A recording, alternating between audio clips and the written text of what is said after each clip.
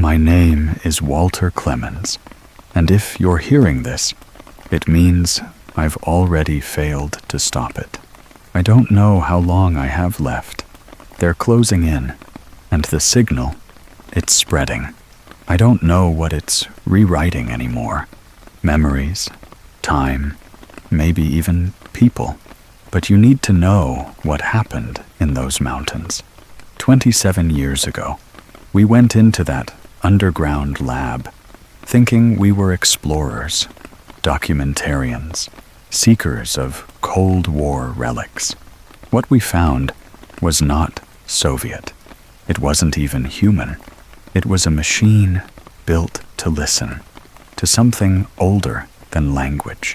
One of us, Danny, was taken right in front of my eyes, not by force. He just unraveled, like a thread of reality being pulled apart, letter by letter. And now the sound is back. I hear it in my dreams. Sometimes, when the radio picks up static, I hear it trying to come through. So before it finds you, before it speaks to your mind like it did to mine, hit that subscribe button, like this video, and archive it. Someone has to remember. Someone has to warn the others. Because this isn't just a signal. It's the first sentence ever spoken by the universe. And someone hit play again. It started with a letter, no return address, just coordinates typed in courier font, and a single sentence. The Russians left something behind, something they were afraid of. I had my doubts, but curiosity's a disease, and I'd spent too long staring at classified archives and half-erased transcripts. I gathered a team, just 3 of us. Danny Kepler, a brilliant but erratic linguist, Susan Vale, ex-DARPA sound technician, and Ray Bishop, former recon with enough paranoia to keep us alive. We drove deep into the White Mountains of New Hampshire, quiet land, all pine and fog. Locals avoided the area, called it Hollow Ridge, said compasses didn't work there. They were right. At the edge of a collapsed ravine, hidden beneath overgrown roots and frost-covered debris, we found it. A slab of reinforced steel sealed into the earth.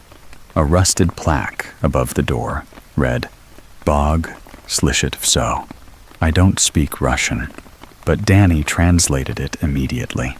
God hears everything. We exchanged looks, part disbelief, part dread.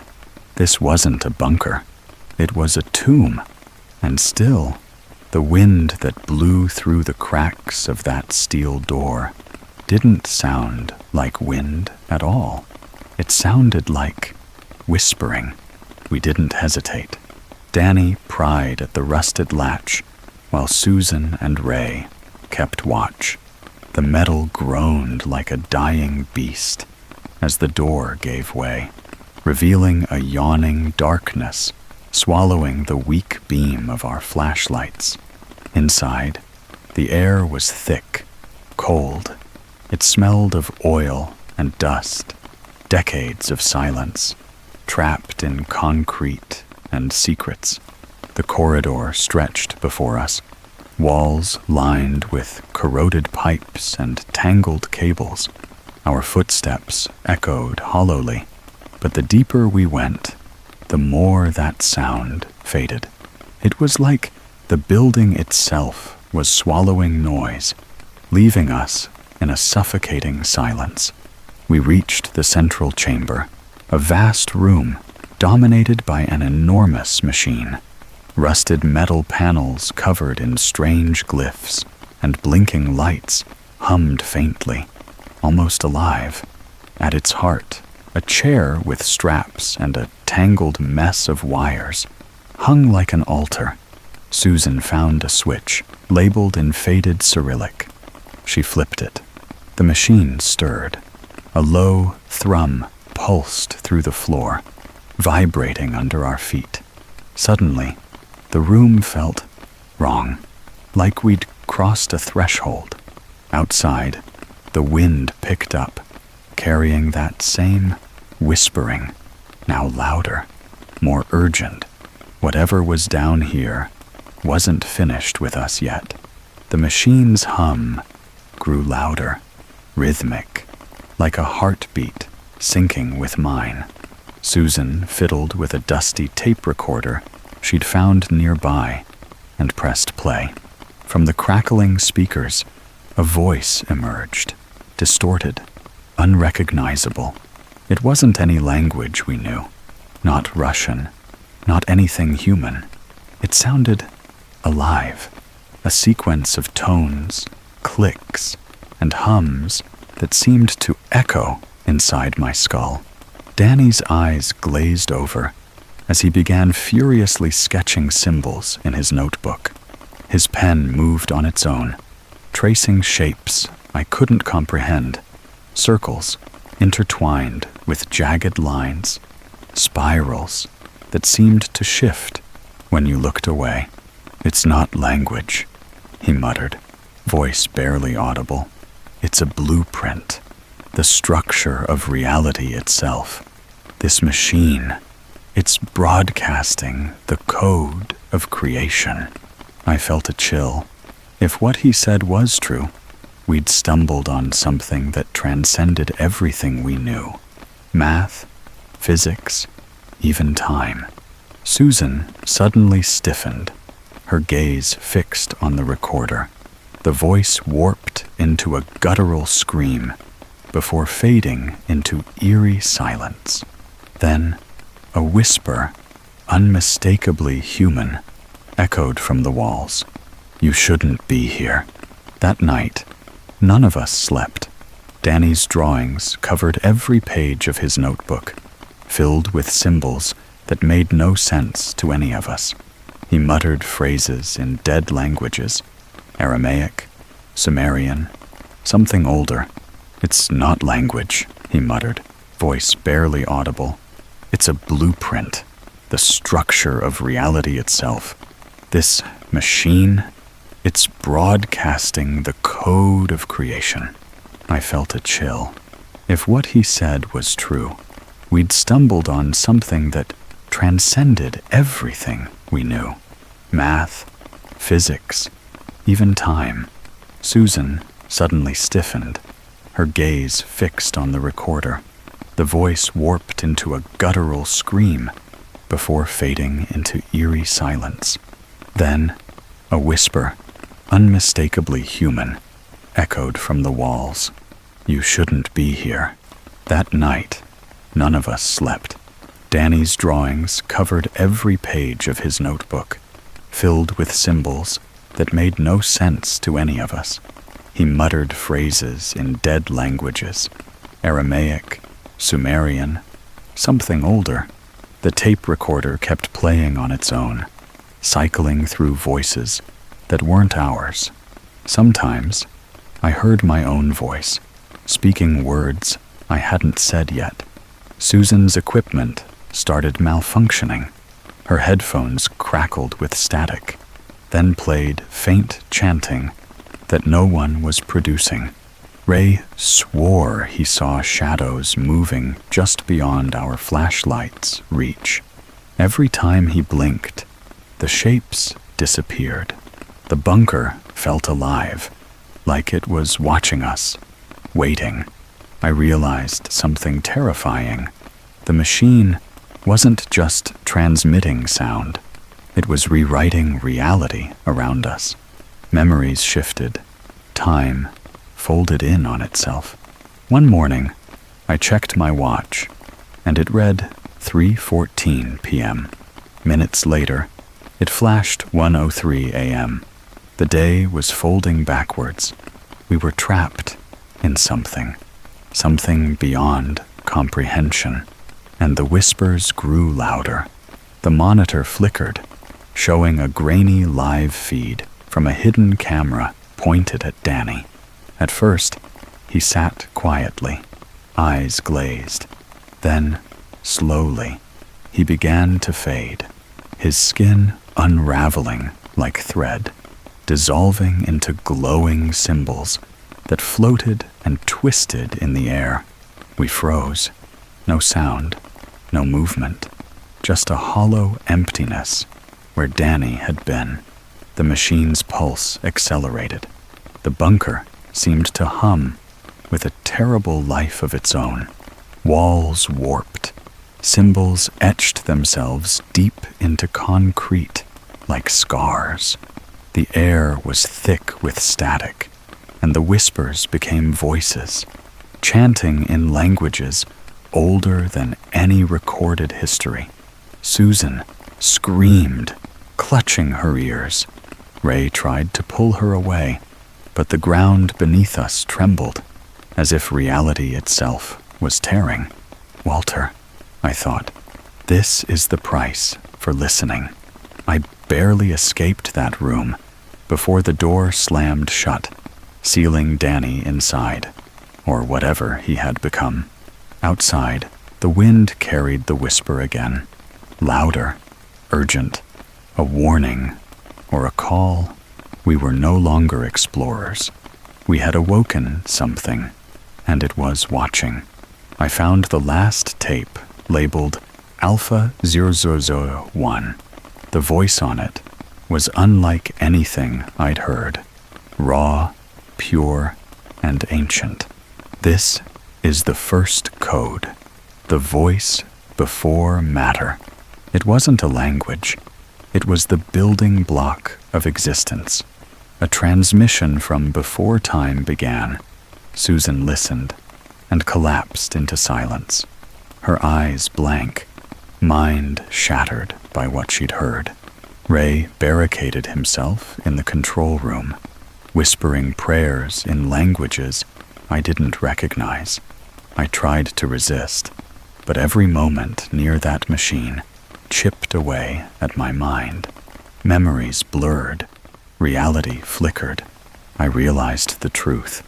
The machine wasn't just a relic. It was a vessel, broadcasting the divine code, the original sound that birthed the universe. And now, it was trying to rewrite us all. I barely made it out of the chamber before the bunker's systems spiraled into chaos. But the signal never stopped. The moment I heard the full transmission, the world around me unraveled. Light bent and twisted. Sounds almost folded into silence, and matter seemed to dissolve into a void. In that impossible space, I saw it, a being formed entirely of shifting symbols and glowing script. It floated in the nothingness, its presence both terrifying and incomprehensible. It spoke directly to my mind without words. You were built from the Word. Now the Word wants you back. I felt every atom of my body pulled toward it, as if I were a sentence being erased from the book of existence. Panic overtook me, but I was frozen, suspended between reality and the void. Then, blackness. When I woke, I was outside the bunker, alone. Everything had changed, yet nothing had. The world felt thinner, like a page worn too many times, ready to tear. I don't know how long I was unconscious. When I looked back, the entrance was sealed tight, as if it had never been opened. But the whispers remain, and I know it's still there, watching, waiting. The military was already there when I came to. Faces blurred under helmets, voices cold and clipped. They didn't ask questions. They confiscated everything. Tapes, notebooks, equipment, like they were erasing a crime scene. I was ordered into silence, told that whatever happened was classified beyond top secret, but I couldn't let the story die. Before they sealed the bunker, I secretly grabbed one last frame from the surveillance feed. The moment Danny vanished, dissolving into glowing script, I hid it, hoping someone would find it someday. I don't know if they ever will. Sometimes I wonder if I'm still part of that signal, trapped between reality and the broadcast. The machine's voice lingers in my head, a constant reminder that the code of God is alive, still transmitting. And if you're hearing this, it means the transmission is spreading. The question is, will you listen, or will you run like I did? If you're still listening, I need you to understand this. Do not try to decode the frequency. It's not knowledge. It's a key that unlocks something far beyond human understanding. This story may vanish, like so many others. The recordings, the memories, they try to erase it all.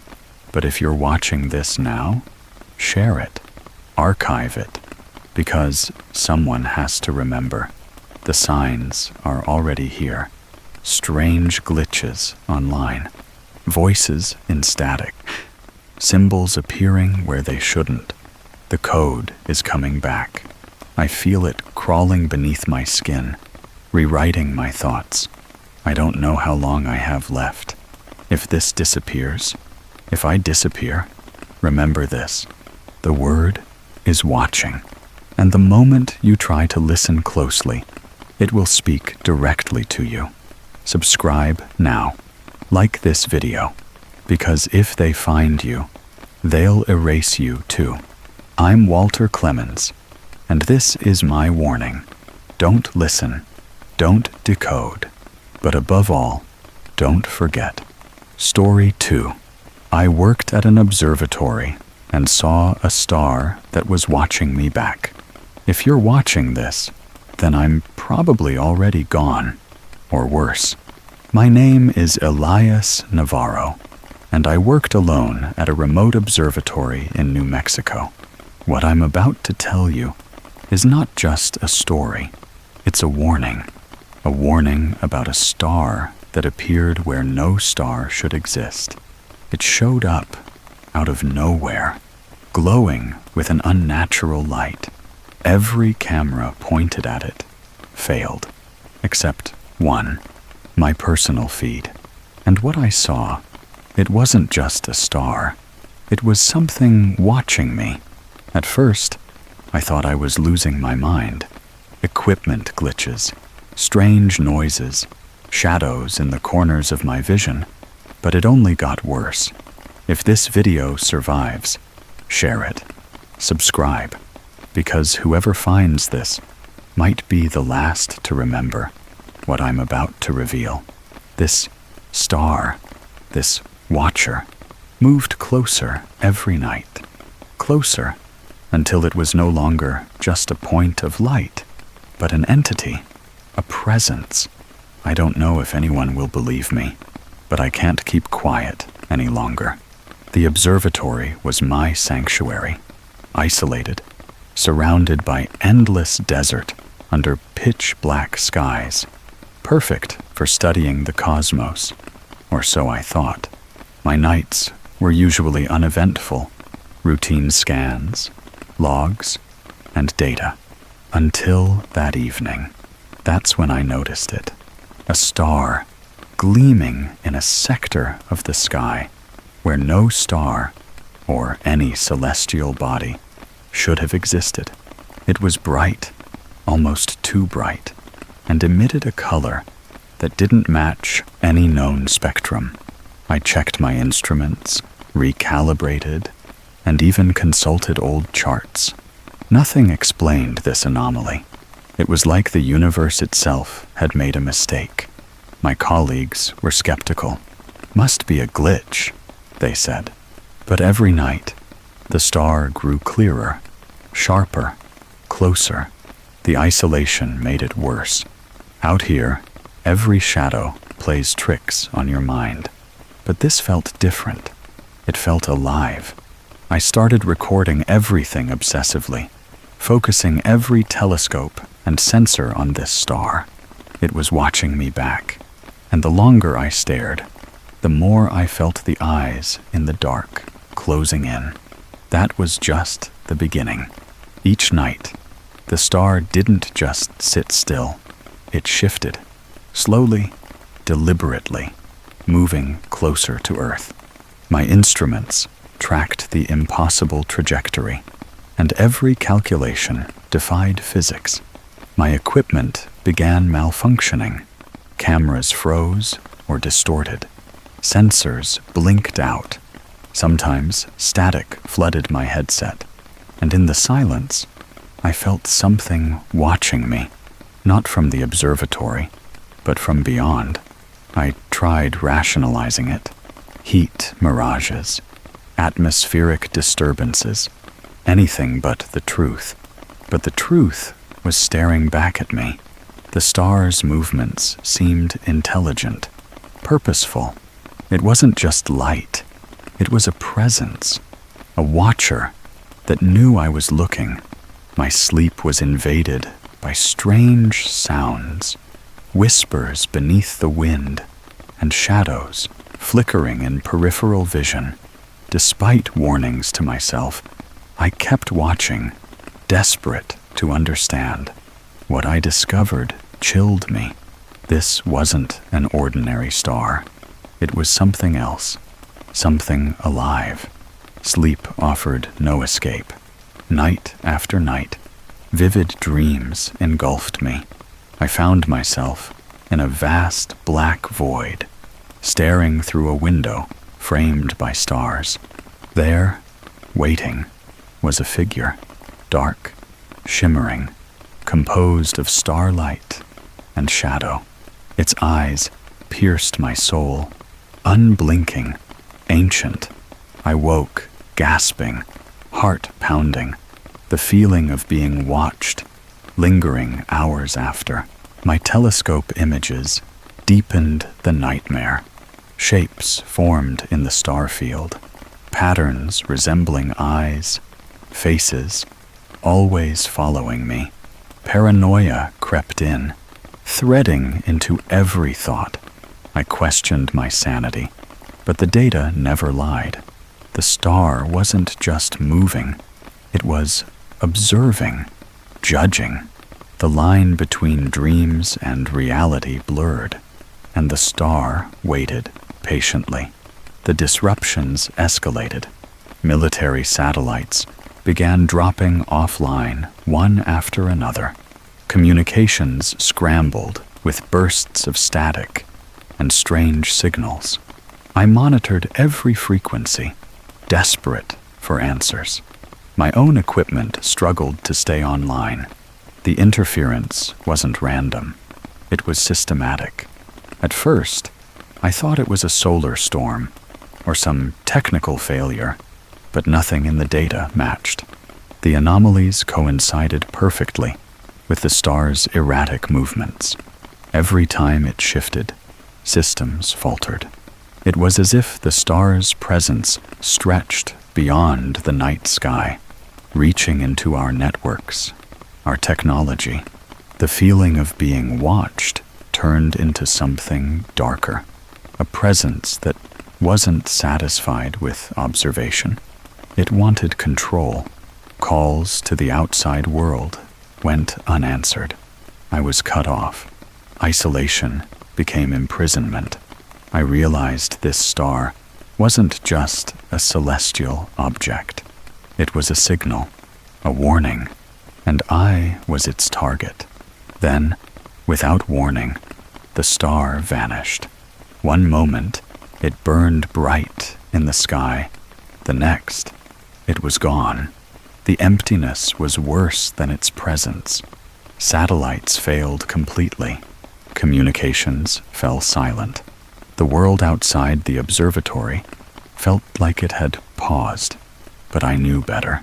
The absence was part of the pattern. It was preparing, I scanned the sky obsessively, waiting for a sign. The silence was a trap. Every sensor hummed with static. The air felt heavy, thick, with something unseen. The star's disappearance wasn't an end. It was a beginning. I was no longer an observer.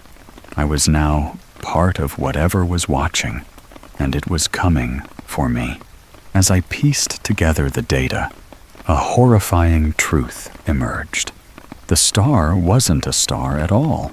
It was a consciousness, an entity existing beyond our dimension.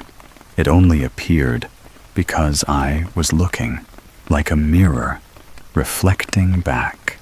The entity was aware, alive, and by observing it, I had awakened something ancient, something that should have remained hidden. It communicated not with words, but with impressions, feelings of vastness, of endless watching, of a void filled with unknowable light. The star was a watcher, a being whose very existence depended on observation. I realized that the more I looked, the stronger it became. The line between observer and observed was dissolving. It was using me, through me. I was no longer just a scientist. I had become a beacon, a vessel, and with every moment, I feared what it might become. The entity's presence grew within me. I felt it in my thoughts, whispers I didn't recognize. It was no longer outside, but inside, watching through me. My body moved on its own sometimes, as if controlled by something else. I lost track of days. Reality blurred. Sometimes I caught my reflection and saw eyes that weren't mine staring back. I became a conduit, a bridge between worlds. The star's consciousness wasn't just observing anymore. It was integrating. It fed on my fear, my confusion. I was losing myself to something vast and unknowable. And the worst part? I think it was enjoying it. The last recordings show me staring blankly into the camera, silent, motionless. Behind me, the room shifts. A shimmering silhouette forms, an outline of stars, swirling and shifting, watching. I am no longer alone. The entity uses me as its vessel. My voice falters. My thoughts scatter. I am trapped in this frame, a prisoner of my own mind. The star's watcher has become me. The last thing I remember before this video cut was a whisper. Now you see through me. I don't know what fate awaits beyond this recording. All I know is the watcher is patient. It waits for the next observer, the next eyes to lock onto the sky. If you're hearing this, don't look back. Don't try to decode the signal. Don't follow the star. It's not a star. It's a beacon, a gateway, and it's always watching. This video might disappear. The memories might fade. But if you value your mind, your reality, turn away. Run before it finds you too. Subscribe now. Save this recording. Share it with those who must know. Because once the watcher locks eyes with you, there is no escape. Remember me, Elias Navarro, and remember the star that watched me back. Story 3. My brother returned from a black hole, but he was no longer human. If you're seeing this, then something went terribly wrong. My name is Michael, and I'm the brother of Thomas, the astronaut who disappeared 20 years ago near an experimental black hole project. He was declared dead, lost in the void, a ghost among the stars. Then, one day, he came back, unchanged. Same face, same body, but everything else was wrong. He didn't blink, didn't eat. He whispered numbers and formulas in languages I didn't understand. The NASA cover-up was swift, but I saw what no one else did. He wasn't my brother anymore. Something else had returned.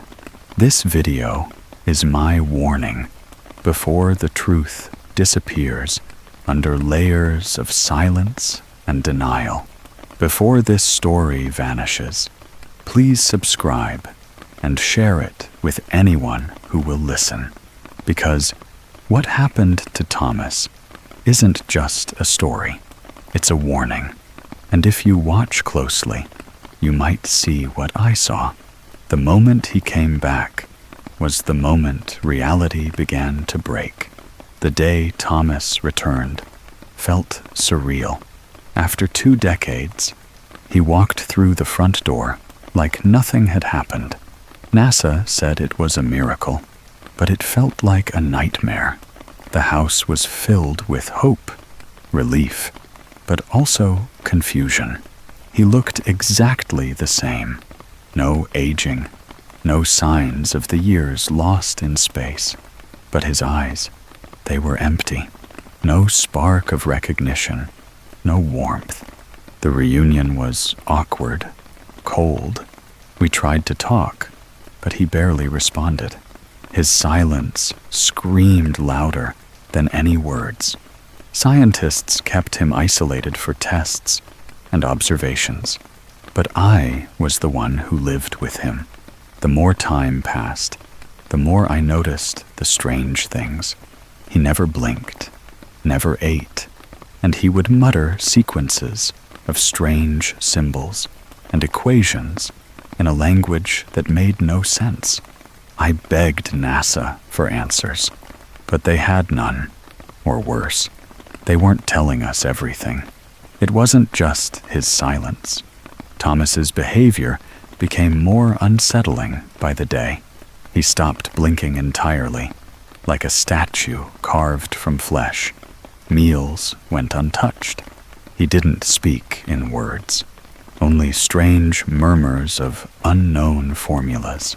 Sometimes he'd stare at walls as if watching invisible patterns. Family and friends tried to reach out, but something kept them distant. I caught him once, tracing strange symbols in the dust, symbols no one recognized. His voice shifted, monotone, almost mechanical. I realized then that whatever returned from that black hole wasn't human anymore. It was something else, something alien, a consciousness trapped between time and space. I feared for my brother, and for all of us. The line between Thomas and whatever he had become was disappearing fast, and the more I watched, the more I felt reality itself starting to unravel. After Thomas came back, strange things started happening, not just to him, but to everyone around him. People close to him began experiencing time anomalies. My sister woke up 2 days before her wedding, only to realize it was still weeks away. My best friend had déjà vu so intense, he swore he had lived the exact moment before. These weren't coincidences. It was like time itself was fracturing. Events shifted, overlapping, repeating. The past, present, and future collided in disorienting loops. I started questioning my own memories. Was what I remembered even real? Thomas seemed to be at the center of it all, a living node where time tangled and twisted. I feared he was bleeding the black hole's chaos into our reality. And the worst part? No one else seemed to notice. or they chose to ignore it. I was alone in this, alone with a brother who was no longer human, and a reality that was slipping away. Then, the truth hit me like a thunderclap. Thomas wasn't whole. He was a fragment, a conscious shard torn from the very fabric of space-time during the black hole experiment. NASA's secret tests didn't just lose him, they shattered him. This fragment, this duplicate, was trying to learn what it meant to be human, but it was failing. It couldn't feel emotions, couldn't fully understand our world. It was a stranger in a borrowed skin, and its existence was causing reality to crack around us. Every moment Thomas spent with us stretched the fragile threads of time thinner. If this fragment merged with the rest of his lost self, the result could be catastrophic, a collapse of all timelines. The question was no longer if it was safe to keep him here. It was if anyone would survive the consequences. The fragment tried to mimic humanity, slowly, awkwardly. It studied our faces, our emotions, but never quite grasped the depth behind them. It repeated phrases, memorized gestures, yet it was hollow inside. Sometimes it stared at me with eyes that reflected something infinite, like it was searching for a self that didn't exist. Its attempts to adapt caused strange phenomena. Devices around it malfunctioned. Clocks ran backward. Voices whispered in dead languages. Reality warped subtly when it was near. I watched helplessly as it struggled, failing to connect. Every moment it learned something new. It seemed to lose something essential. I feared that the longer it stayed, the thinner the veil between our world and the void grew. It wasn't just my brother trapped in that body anymore. It was a being caught between dimensions, desperate and dangerous. One night, everything escalated. Thomas, or whatever he was, tried to access a particle accelerator nearby. His goal was clear: to call the rest of himself, to merge the fractured realities. Security alarms blared. Scientists scrambled. I begged him to stop, but he was beyond reason. As he approached the accelerator, reality itself began to fracture. Light bent unnaturally. Time slowed, then sped up. Visions flooded my mind, endless timelines folding in on each other. I saw countless versions of Thomas, some human, some monstrous, some fragmented beyond recognition. The machine hummed with power, threatening to tear apart the fabric of existence. If he succeeded, the consequences would be unimaginable. The fragile barrier between dimensions could collapse entirely. I knew then that saving my brother meant stopping the entity he had become before it destroyed everything we knew. After the accelerator incident, the world didn't return to normal. It splintered. Days overlapped. I would live the same conversation 3 times before it changed. People around me flickered, sometimes familiar, sometimes strangers with the same face. Reality wasn't stable anymore. I couldn't tell what was real. I couldn't trust memory. And Thomas, he was changing faster than ever. One moment, he looked like himself. The next, he became translucent, shimmering with layers of himself overlapping, glitching in and out of time. He spoke in harmonies of different voices, sometimes mine, sometimes others I'd never heard. He said he could see all timelines at once, and that he was almost whole. But with each moment, the world grew dimmer, not darker, just thinner, like something beneath was beginning to show through. We weren't living in one reality anymore. We were caught in all of them. I don't know how many times I've told this story. I wake up in the same place, saying the same words, chasing the same outcome, over and over. Each version ends differently. Sometimes the world ends. Sometimes Thomas does. Sometimes I'm the one who vanishes. But I always return here, to this moment, recording this. Each time I change the language. English, Russian, Mandarin, Hindi, binary, mathematical notation, even whale song. I'm hoping, begging, that one version makes it through to someone who can stop it, because the timelines are merging or collapsing, and he's not the only one trying to become whole. There are others, reflections of Thomas in other forms, in other people. Whatever that black hole touched, it didn't just bend time, it infected it.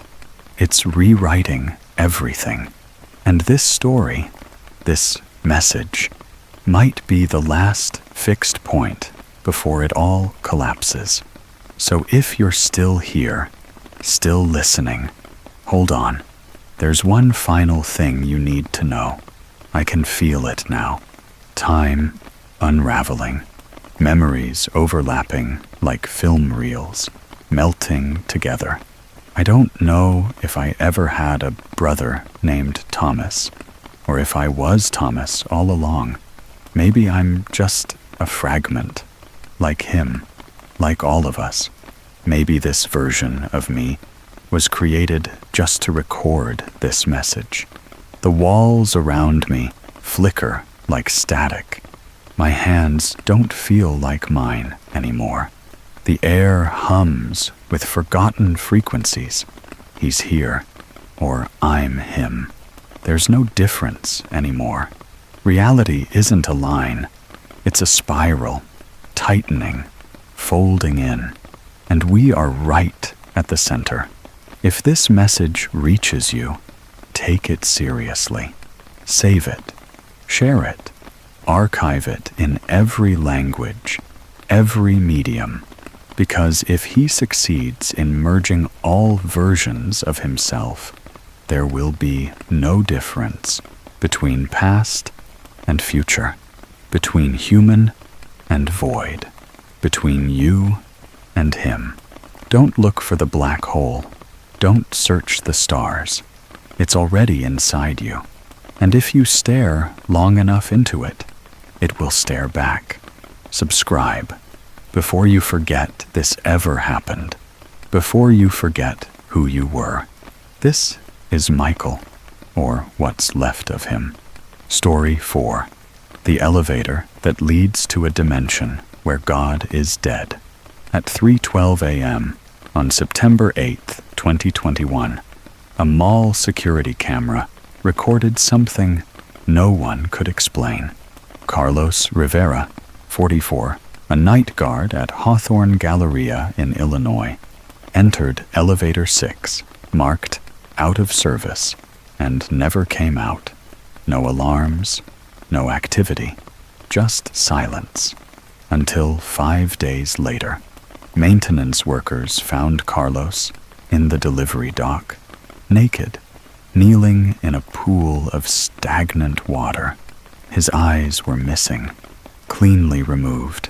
His tongue had been split down the middle, yet somehow he was still alive, whispering a single phrase over and over.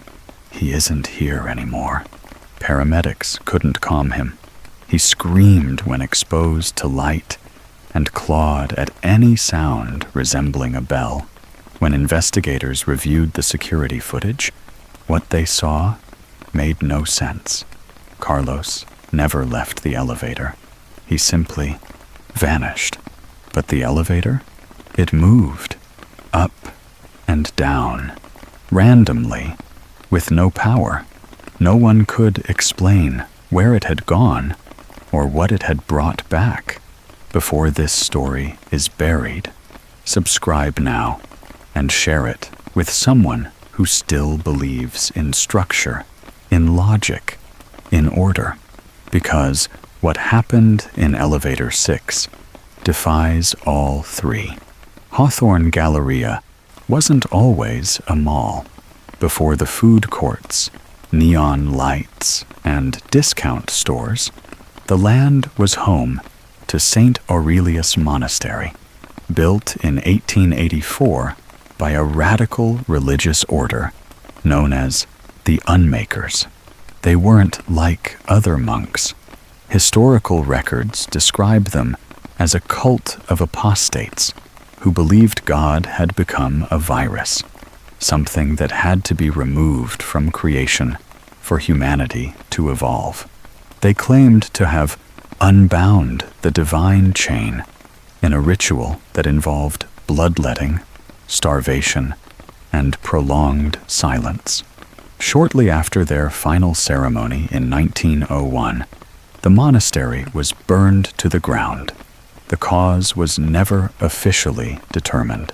Over the decades, several developments attempted to reclaim the site, but construction crews reported bizarre incidents: tools vanishing, cement turning black, voices beneath the foundation.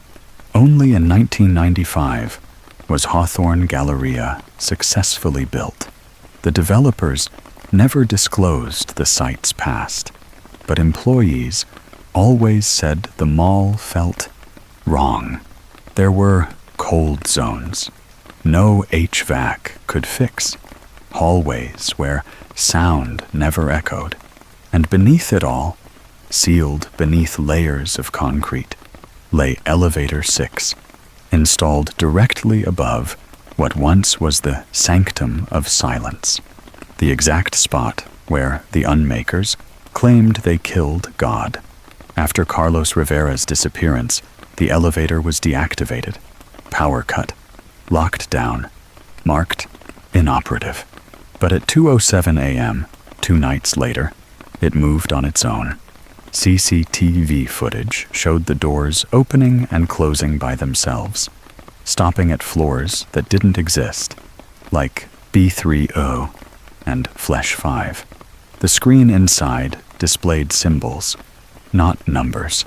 Technicians confirmed the lift was completely off-grid.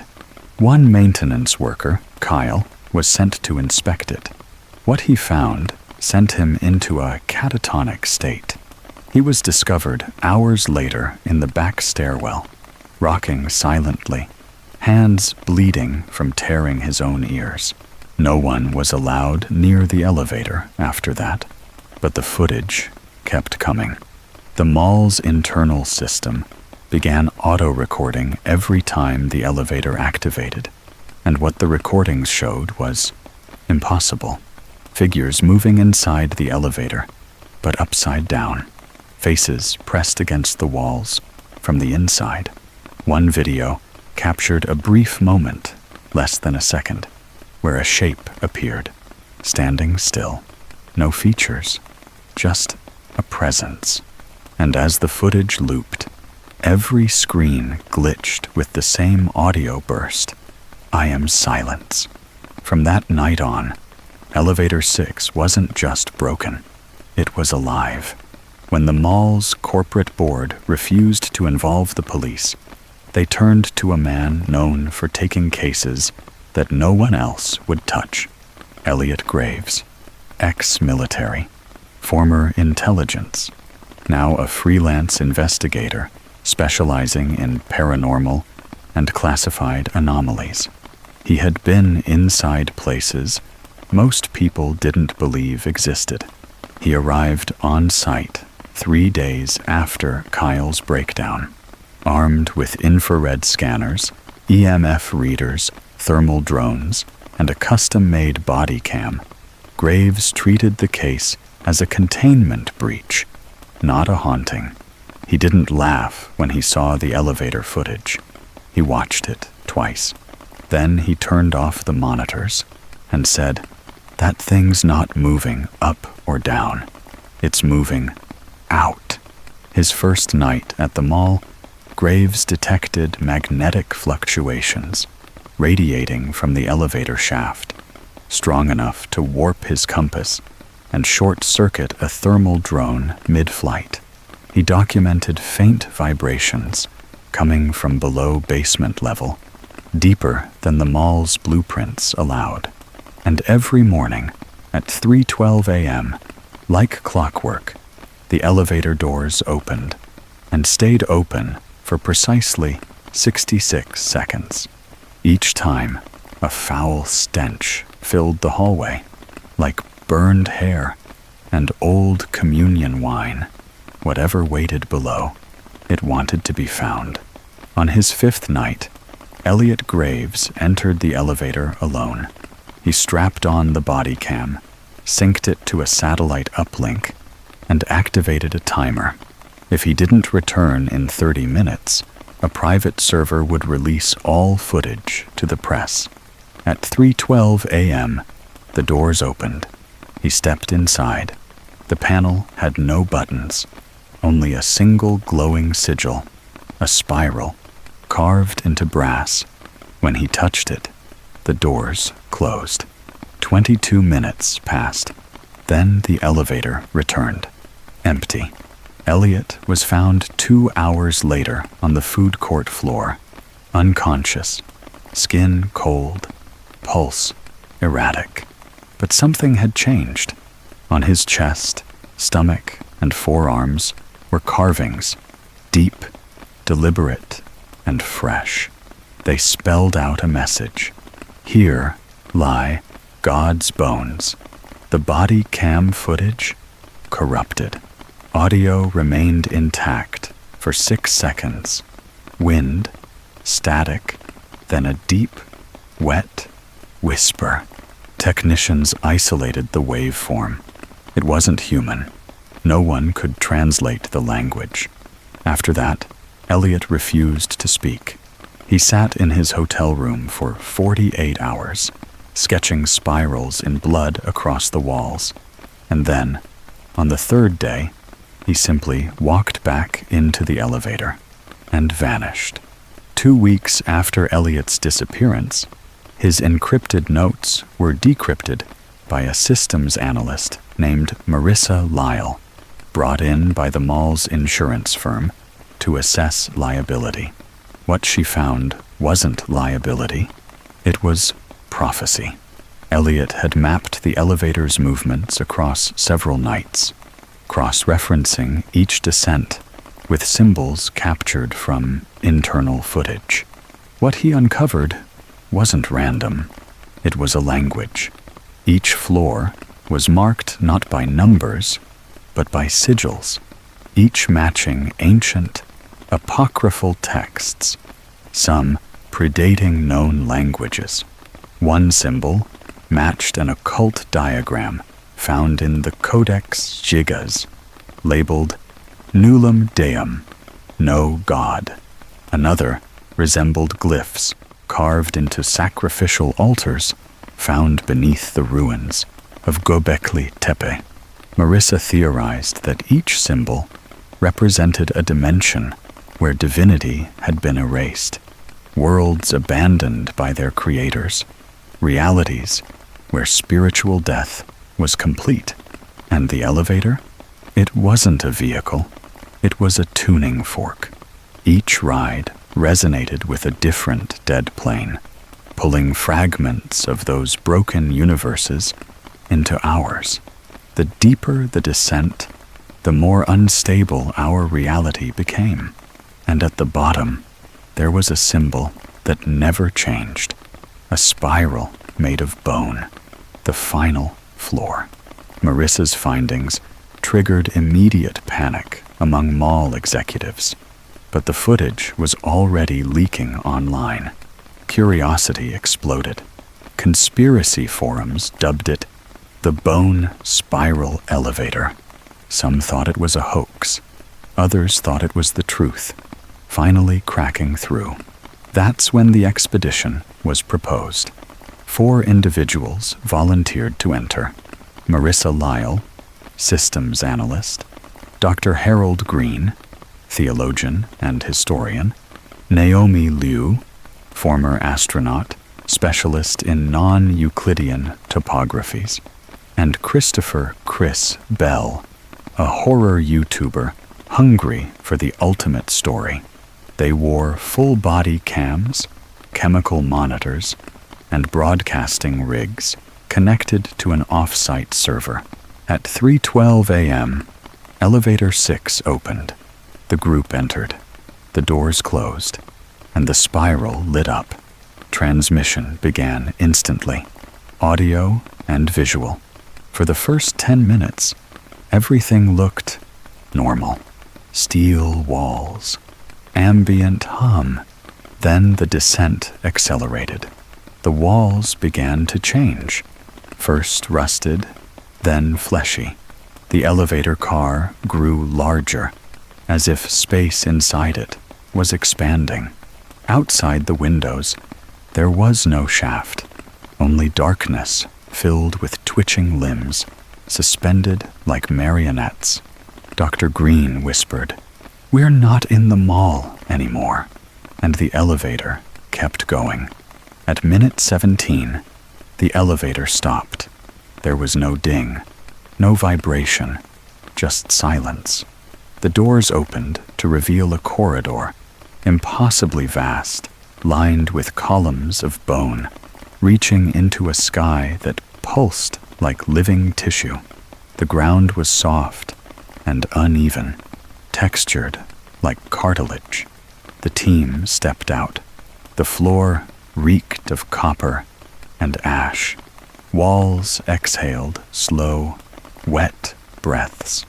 Scattered across the terrain were statues, humanoid, frozen in prayer, all facing a distant spire made of vertebrae, spiraling toward a blood-red moon.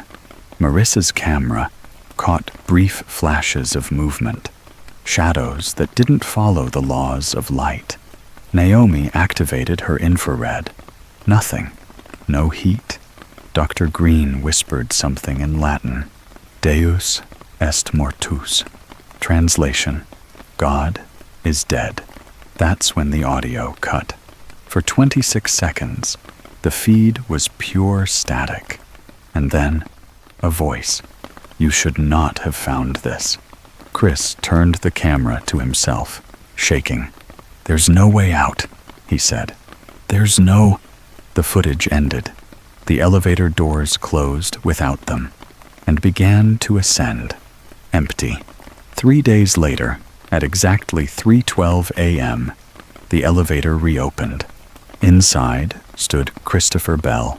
He was barefoot, dressed in rags stitched together from mall uniforms, and smiling. His eyes were completely white. Security rushed in. Chris didn't resist. He simply stared and repeated the same phrase. "The silence loves you." He was placed in quarantine. No memory of the descent. No response to questions. Until one nurse noticed something terrifying. Chris had been writing. Hundreds of pages. In languages known and unknown. Ancient Aramaic. Dead Mayan dialects. Symbols from the Voynich manuscript. All cross-referenced with religious texts. Marissa's name appeared dozens of times, and one phrase kept repeating across every page. "I brought him with me." The day after Chris's return, everyone involved in the expedition disappeared. Their homes, their servers, their families, gone. Chris remained, now catatonic, except for midnight, when he'd speak to the corner of his room, whispering things that made the nurses vomit.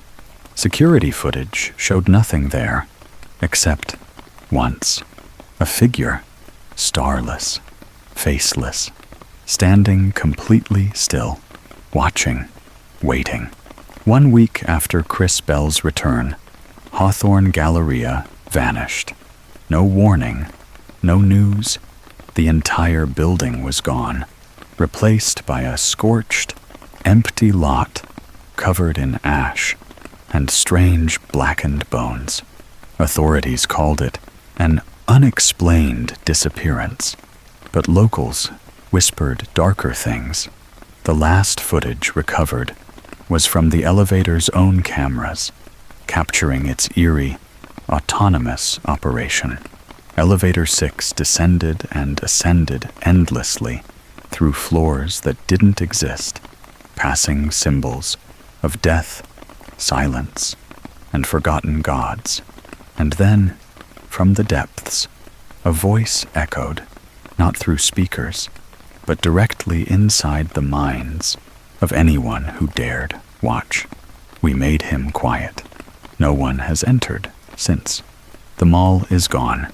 The elevator remains, waiting. If you ever find yourself near an abandoned building with an elevator that shouldn't work, remember this story. Some doors should never be opened, and some truths should remain buried. Subscribe now and share this story before it disappears completely, because not everything that dies stays dead. Story 5. Frequency 008.3 was transmitted before the creation of the universe. It was past midnight when I first heard it, a faint crackle buried deep within the cosmic microwave background noise. Most would dismiss it as interference, but I knew better. This wasn't random static. This was a signal, something ancient, something impossible. I'm Marcus Hale, a radio engineer at Caltech's Electromagnetic Interference Lab. My job? To isolate and filter the endless hum of the universe, to make sense of chaos. But what I found that night defied everything we understand about time, space, and even existence itself. The frequency I intercepted, labeled 001.3, wasn't just old. According to the data, it predated the Big Bang, billions of years before time even began. The signal was embedded in the fabric of the cosmic microwave background radiation, like a ghost message etched into the universe's very birth. As I stared at the oscillating waves on my screen, a chilling realization crept in. This wasn't just noise. It was a code, a repeating pattern so deliberate it felt almost sentient. If you think you understand reality, wait until you hear this signal. What follows isn't just a story. It's a descent into the unknown. Subscribe now and stay with me until the end, because this story will change everything you believe. Over the following days, I became obsessed. The pattern in frequency 001 wasn't random. It repeated in complex sequences, almost like a language, but it was unlike anything I'd seen. Not human, not natural, and not bound by the laws of physics. My lab became a sanctuary and a prison, alone, with only blinking monitors and stacks of notes. I dove into decoding. The signal seemed layered, with hidden modulations beneath the surface.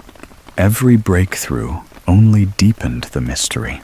Fragments resembled mathematical constants and prime sequences, but interspersed with what sounded like musical notes, haunting, discordant melodies. It was as if the universe itself was trying to speak through this frequency. Despite my training, the more I unraveled, the less I understood. The signal's origin remained a puzzle, but the implications were clear. It was a message from before existence as we know it. The deeper I went, the more detached from reality I felt, but I couldn't stop. Something pulled me in, like a current I couldn't resist. Reality began to warp around me. People said things I hadn't yet spoken. Conversations shifted mid-sentence, repeating words I was about to say hours later. It was like time folded over itself, and I was caught in the crease. Objects moved when I wasn't looking. A misplaced pen suddenly resting where I'd left it moments before, or notes appearing on my desk with symbols I didn't remember writing. The world seemed less solid, more fluid. Sleep became impossible. Dreams bled into waking life. I'd see fleeting glimpses of events before they happened. A colleague dropping a cup, a distant siren, or a phrase whispered long before anyone spoke it aloud. My sense of self fractured. Who was I in this warped timeline? Was I the observer, or just a fragment drifting between overlapping realities? Each day felt like a loop, a shadow of itself. I tried to explain it to others, but words failed. How do you describe existence unraveling? Still, I had to keep listening. Then the voices came. Radios, turned off, would suddenly crackle with static, and through the noise, faint whispers. At first, I thought I was losing my mind, but then the messages became clear. They weren't random. They were warnings. "I'm you! Stop this!" one voice pleaded. "Turn away before it's too late," another whispered, trembling with urgency.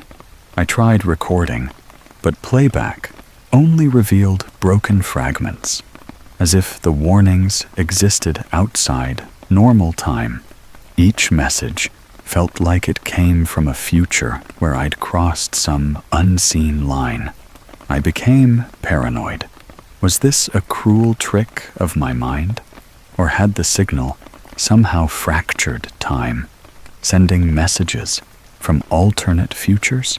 The lines between past, present, and future blurred, leaving me isolated in a spiraling nightmare of voices and echoes. My work colleagues noticed my absence, my distracted stares. They asked questions I couldn't answer, but I knew the frequency wasn't just a message. It was a doorway, and someone, or something, was desperate to keep me from opening it fully. The breakthrough was terrifying. The frequency wasn't just a signal. It was a universal formatting code, like the source code of existence itself. Embedded within the static was an instruction set, an algorithm designed to rewrite reality's very fabric. Mathematical formulas, intertwined with linguistic patterns, created something alive. It was as if this frequency was a cosmic programmer, sending an update to the universe's operating system, and I held the key. The implications crushed me. To decode it fully meant rewriting everything I knew, rewriting time, space, matter, even consciousness. But could I refuse? Every instinct screamed to stop. Yet my curiosity and obsession drove me forward. I was caught between salvation and destruction. Every attempt to isolate the message risked erasing reality as I knew it. But the deeper I listened, the clearer the signal became. It was no longer just sound. It was a force, shaping existence itself. That night, as I played the full frequency through the lab's speakers, The world began to crumble. At first, subtle changes. Lights flickered, shadows shifted unnaturally, my instruments distorted, showing impossible readings. Walls seemed to breathe. The air thickened with a strange, electric tension. The lab's geometry warped. Corners stretched into impossible angles, defying Euclidean logic. I felt detached from my own body, like an observer watching a dream unravel. Outside, time fragmented. Minutes slipped into seconds, then stretched endlessly.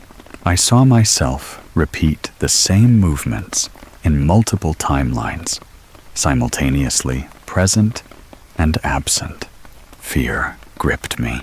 Had I triggered a cosmic reset? Was this the beginning of the end? Or a new beginning beyond comprehension? I had crossed the threshold. The frequency had begun rewriting reality.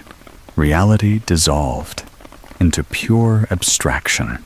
The lab vanished, replaced by an infinite expanse of mathematical constructs. Endless grids of numbers and formulas stretching into oblivion. There was no light, no sound, only the cold hum of raw data. I floated in this void, a single point of awareness, surrounded by infinite possibilities. Time was meaningless here. Space was undefined. My mind raced to comprehend the impossible. I realized I had become part of the frequency, an echo trapped in the universe's primordial code. It was a place without beginning or end, where all potential realities existed simultaneously. I tried to reach out, to find a way back, but the void only responded with silence. In this space, consciousness was both infinite and infinitesimal, a paradox that crushed my sanity.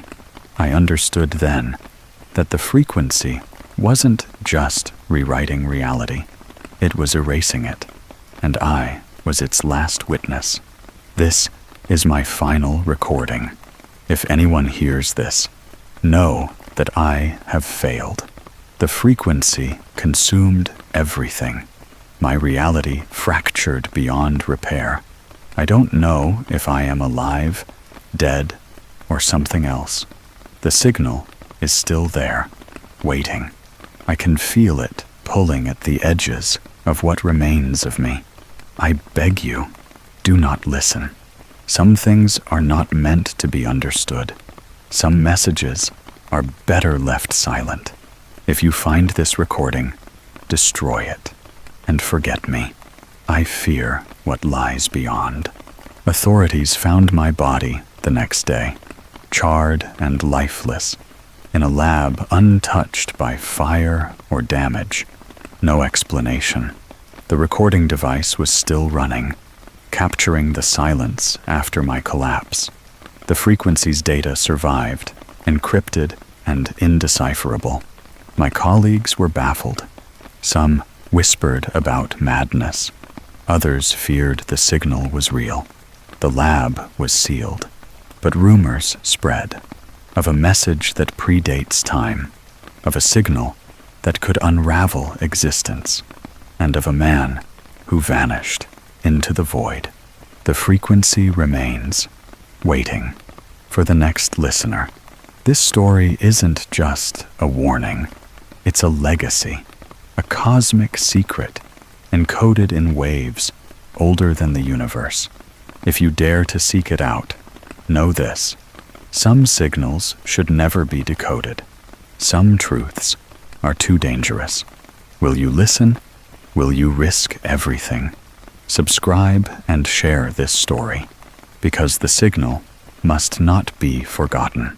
But beware, once heard, the frequency never leaves you, and reality may never be the same again.